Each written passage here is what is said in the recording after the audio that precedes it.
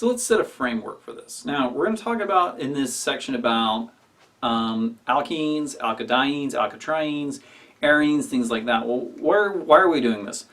By this point, you should already know what an alkene is. It's an organic compound that contains a double bond. But let's say we have more than one. We have a diene. Well, with dienes, we can have them associate with each other three different ways.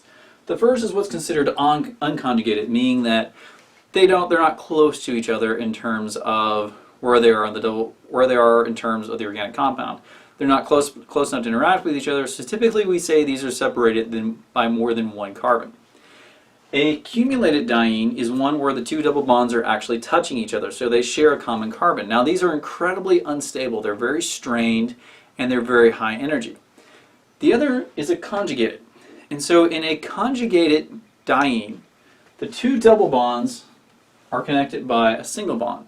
And because they're connected like this, and we'll talk about this in later videos, this can give rise to some very unique properties in terms of how they can resonate with each other, and ultimately can give rise to things like arenes.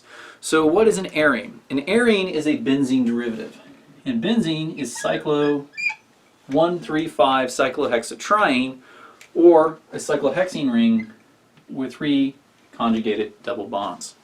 So what we're going to focus on is the effects of conjugation on these molecules, what gives them unique chemical properties, and how these chemical properties affect both where the reactions go and their reactivity.